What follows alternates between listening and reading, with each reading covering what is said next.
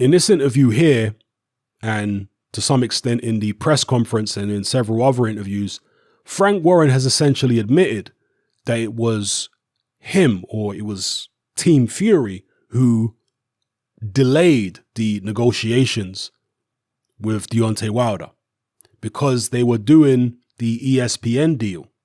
So they had to allow time for that. They had to stall negotiations so that deal could be completed. And in the meantime, they did not give Team Wilder a heads up. Team Wilder were left completely in the dark. So they must have used some kind of stalling tactic with Team Wilder. In this interview, Frank Warren says that he hasn't spoke to Team Wilder in over a week.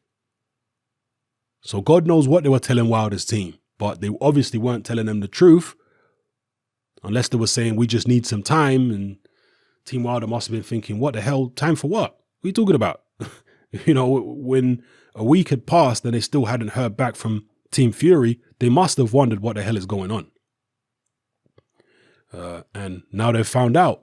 We'll see if the complexion of these negotiations becomes very different from here on in, because Tyson Fury has now got a hell of a lot more money behind him with the involvement of ESPN, and he's now exclusively tied to ESPN. You see, Frank Warren has also said that, he's made it quite clear that if this Deontay Wilder-Tyson Fury rematch is to happen, it has to happen on ESPN. They're not entertaining Showtime. They're not entertaining Fox. So in a purse bid situation, that means that either Team Fury win the purse bid or the fight ain't happening. And even if they do win the purse bid, would Tyson Fury be happy with 40%? Because that's all he's getting in the purse bid, regardless who wins it. Now, obviously, if the winning bid is enormous, 40% is still going to be a hell of a lot of money, but it depends where Tyson Fury's ego's at. Is he happy with getting 10% less than Deontay Wilder? Maybe he is, maybe he isn't. I'm not sure. Frank Warren and Tyson Fury certainly don't seem to be happy with Fury getting 10% less than Anthony Joshua. So perhaps it's, all down to the ego and the money, and they've drawn their line in the sand and they're not willing to budge from it. We'll see. But yeah, let me know what you guys think about what Frank Warren has been saying here. And one of the reasons I bring this up is because, of course, boxing fans are, for the most part, biased in favor of the fighter they support. And that's okay when fans acknowledge their bias. But when you have fans running around pointing fingers, accusing everybody else of being biased when they are ridiculously biased themselves, it becomes a bit of a farce.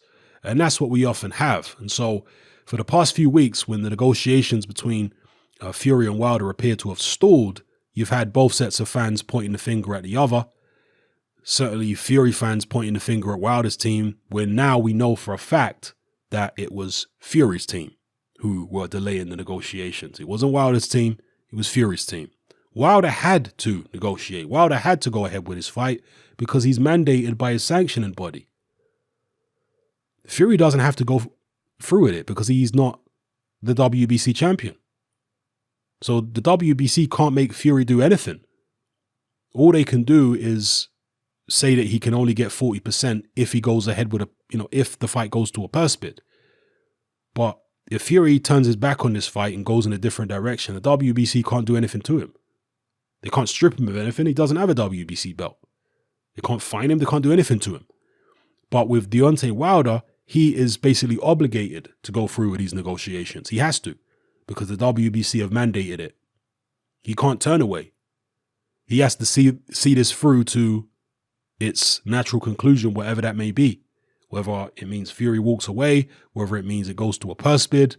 And of course, that's one thing I didn't consider actually. If it does go to a purse bid and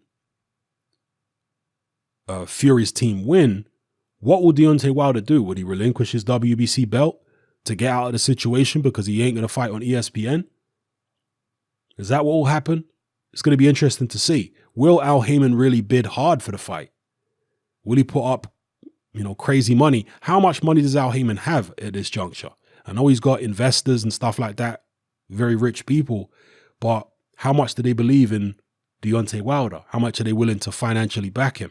We know that Al Haymon lost a purse bid for Deontay Wilder years ago when he was supposed to fight Alexander Povetkin. Ryabinski won that purse bid, and it wasn't even a particularly big bid. I know Deontay Wilder's profile has grown significantly since then, but still, how much is Al Haymon willing to pay for Deontay Wilder to fight Tyson Fury in this rematch? Is there a possibility that he could win the bid? Are Fox maybe going to put up some money? Because that's a network which Al Haymon is working with increasingly often now, seemingly even more so than Showtime. Would Showtime be willing to put up crazy money and try and outbid ESPN for the Wilder Fury rematch? It's going to be very intriguing to see how this situation plays out. Drop your comments in the comment section below. Let me know how you feel it's going to go down. It's happening. I'm out. Join me on Patreon. I upload a minimum of 2 podcasts every single week, covering a wide variety of controversial topics, as well as live stream Q&A sessions. Take a look on screen right now at some of the podcasts I've produced so far. For just $3 a month, the equivalent of about £2 a month, you get access to all my new podcasts and my entire back catalogue of past podcasts, including my popular Confessions of a Nightclub Bouncer series.